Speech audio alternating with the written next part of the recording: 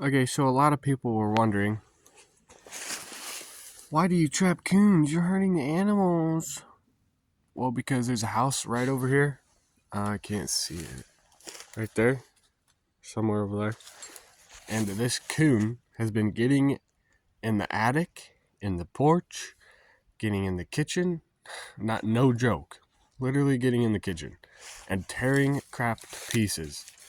And the homeowner doesn't really like that. And people are like, they're so mean or they're so nice. If he were to get a hold of me, he would really tear me up.